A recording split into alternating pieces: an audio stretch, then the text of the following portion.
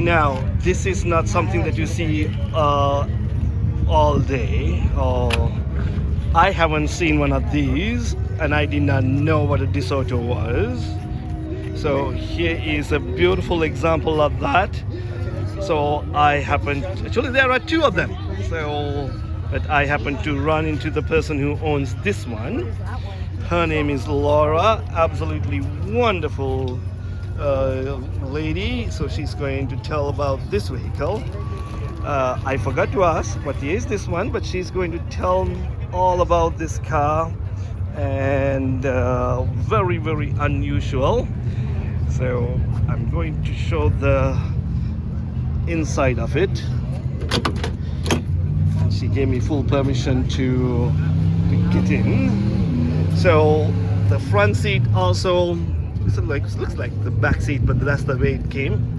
So that's the back seat, but I was really impressed, or not impressed. This is the first time I'm seeing that, but I'm going to show that to you in just a moment. But here is the instrument cluster, and I believe it must be having an air conditioner.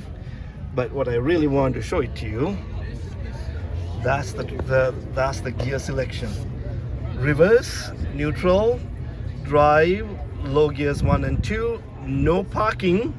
So it is, you have to put it on the neutral and put it in, and this is the emergency brake. So she will tell me all about this one. This is absolutely a unbelievable car. Oh, here is the rear view mirror. I guess they don't have it there anymore. So those things, but this is maybe like a 1950s car or 60s car. Okay, let's go talk to her. So here is the lovely owner, Laura. Tell me about this car. So this is a 1958 DeSoto Fireflite. It's the 4-door sedan, not the hardtop. I have owned it for almost a year. I saw it last August at Mopar Fest and quite literally fell in love with it. And I happened to have some money and I bought it. And I've had so much fun with it ever since. It's got a 361 cubic inch. It puts out 305 horsepower, 400 pound-feet of torque, automatic push-button transmission as you saw, and it's got options all over it. We've got an automatic radio tuner. We have an automatic antenna. I don't have power seats, but I've got power everything else. This car is like driving the living room couch. So this is Lazy Boy on wheels. You bet. Can we take a look at the engine? Absolutely. And this is the first time I met a young lady who can tell me about the horsepower and the torque and I got the stroke and bore and the ignition timing too, if you like. But I won't bore your audience. Oh my goodness. So, amazingly clean engine. So who works on it? Do you tinker with it, or do you get somebody else to do, or what's the story? I have a sliding scale. If it's something easy enough that I can do, like the points or changing a filter, I'll do it.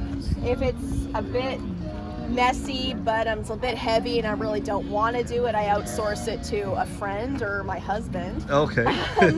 Who luckily is handy with cars. And if it's really bad, like recoring the rad or something like, or doing the torsion bars, I get a mechanic to do it. I understand. So it's good to have a person who can work on these things. It's absolutely essential. I mean, even just on the way here, as I was telling a few people before, I had an adventure. Little incident, right? I did. I stopped dead right in the middle of an intersection.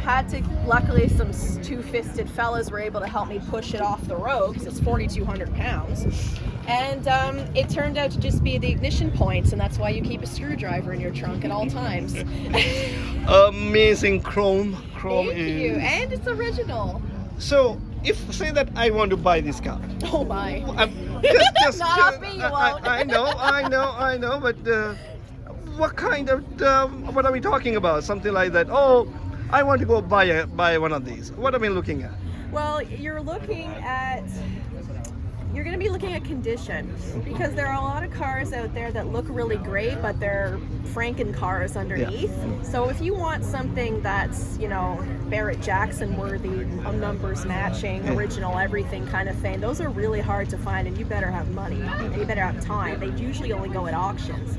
Something like this you can find from a private collector. So this is a 2, condition 2, condition 1 will be concourse. This will be excellent. This is condition 3. 3, or is it good condition, fair? It's good condition. I got all the original components in it, but the paint has been redone in factory code paint. It's been redone, and I have had to redo things such as recoring the rad. I put a new exhaust in.